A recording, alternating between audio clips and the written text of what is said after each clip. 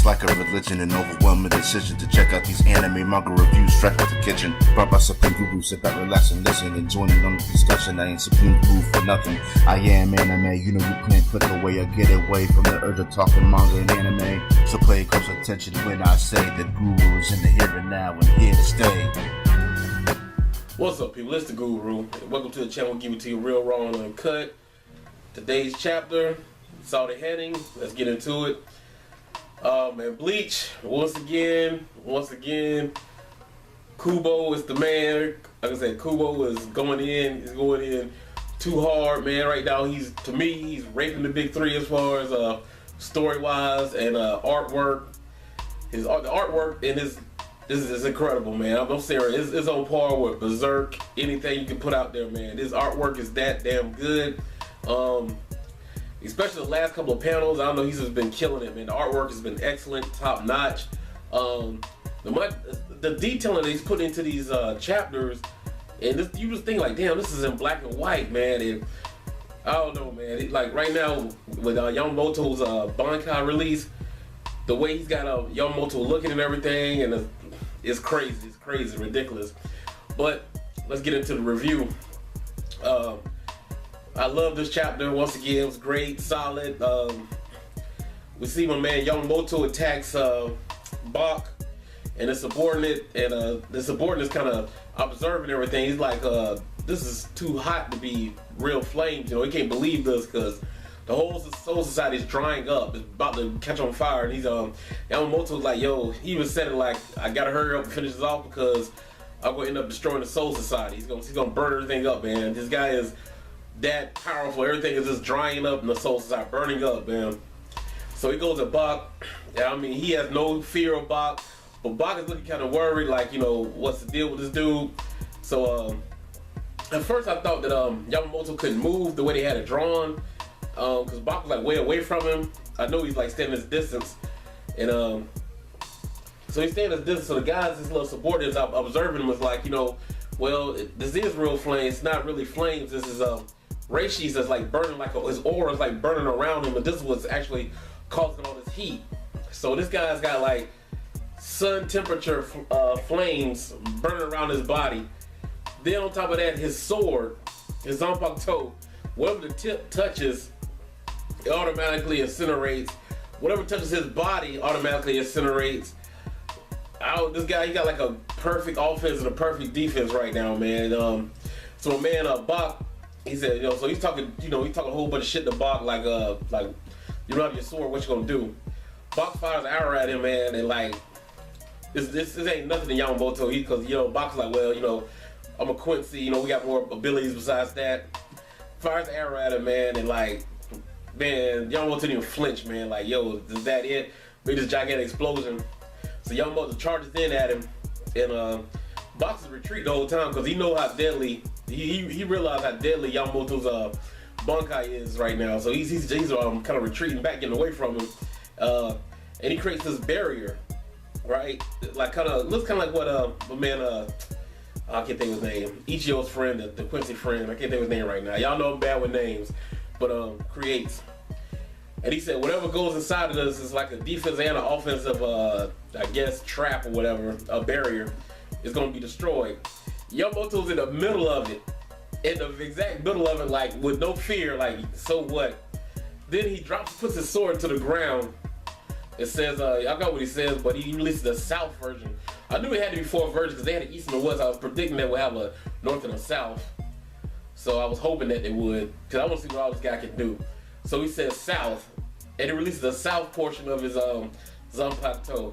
Man, this is where it gets crazy. This is where the shit gets real. This dude, when he releases the South, it releases everybody he's ever burned or turned to ashes.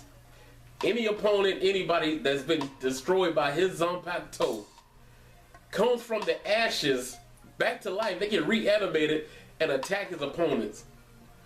They got all these burned victim skeletons are coming out of the ground from all the 1,000 years he's lived, are now going to be an attack BACH. And you can actually see them come out the ground like flaming and everything. Like, they look like a whole bunch of Ghost Riders. They come out of the ground. right? And then it had to count at the bottom of the screen how many souls it was that he had burned up or he destroyed. Man, I had to count the thing over a couple of times. It was 10 million souls. This dude has reaped as a Shinigami 10 trillion souls, man. Trillion with a T, not a B, not an M, but a T. 10 trillion souls come up from the ground to attack his opponent. Man, this dude Yamamoto is a beast. I don't know what I was thinking when I thought that my man Kenpachi could stand up against this dude. This dude is on a totally different level. I see why Aizen didn't want to go up against his Zanpakuto. This guy is crazy strong, man. I never thought he'd be this powerful. My man showed up the key and said the same thing. This guy is close to being OP right now, and you still got to think that he still has another version of his Zanpakuto to release, and that's the North. We haven't seen that yet. We haven't seen it yet. So I'm dying to see what he can do with that. I'm dying to see what he can do with this right now. This was a good ass chapter, man. The end of this killing. KUBO was his last couple of panels are just like sealing the deal for each chapter each week, because you got to see the next chapter. You got to see it, because you put your edge like, I can't wait till next week to see what's going to happen, man. I mean, the thriller, you want to see what this guy can do right now, man. And I mean, the crazy thing about it is the star of the show ain't even been shown in about a month, and the series has gotten better without Ichigo. So this thing, when he actually put Ichigo in, I hope it doesn't go take a downfall. I mean, goes down but copes up. But hey, man, Yamamoto is the man. I'm loving this dude. He might be taking my. I love Kenpachi, man, but this dude might take my #1 spot over Kenpachi, man. This dude is a beast, man. This power level is crazy. But with that being said, it's something that's been concerning me, man. I think I know that he probably can beat BACH, but the thing about BACH, he's hiding something.